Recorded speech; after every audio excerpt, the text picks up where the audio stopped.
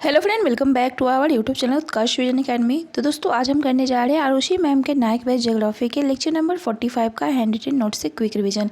इससे पहले हमने क्लास नंबर 1 से 44 तक का रिवीजन करा दिया है, तो जिन्होंने उसे नहीं देखा वे हमारे चैनल के प्लेलिस्ट में जाकर देख सकते हैं।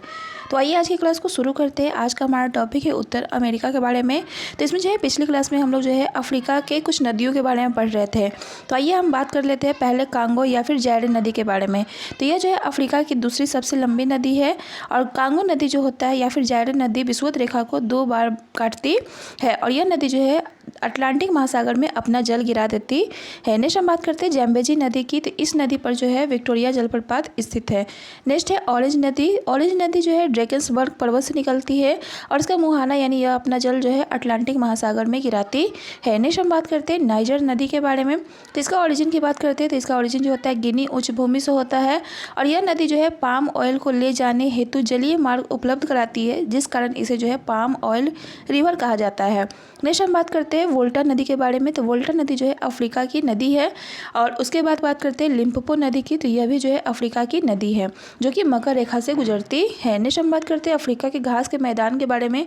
तो अफ्रीका के घास के मैदान की बात करते हैं तो वेल्ड जो है साउथ अफ्रीका में है, सवाना की बात करते हैं तो अफ्रीका में, और पार्क लैंड की बात करते हैं तो यह भी जो है अफ्रीका में है। तो यहाँ पर जो है अफ्रीका महाद्वीप जो है कंप्लीट होता है। अब हम बढ़ते हैं नॉर्थ अमेरिका कॉन्टिनेंट यानी कि उत्तर अमेरिका महाद्वीप के बारे में।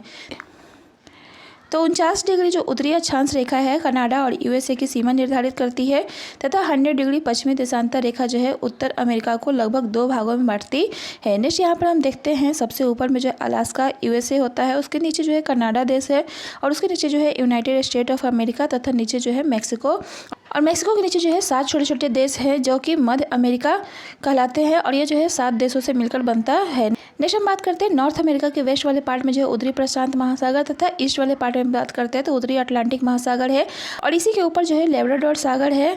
और यहाँ अगर बात करते हैं आर्कटिक महासागर, आर्कटिक महासागर के ठीक नीचे जो है व्यूफोर्ड सागर तथा इसके आगे बढ़ने पर ग्रीनलैंड तथा इसके आगे बढ़ने पर जो है आइसलैंड मिलता है।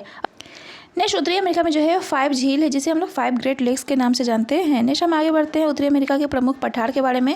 तो यहाँ पर जो है लॉरेंसिया का पठार है, ओजार्क का पठार है, मैक्सिको का पठार, कोलोराडो का पठार और कोलंबिया का पठार, ये सभी जो है उत्तरी अमेरिका के प्रमुख पठार है। नेक्स्ट हम बात करते हैं उत्तरी अमेरिका के प्रमुख मरुस्थल के बारे में। तो सेरोरन मरुस्थल यह जो है मैक्सिको में स्थित एक गर्म मरुस्थल है। बात करते हैं एरिजोना मरुस्थल की। तो यह जो है दक्षिण कैलिफोर्निया के उटाह प्रांत में स्थित एक गर्म मरुस्थल है।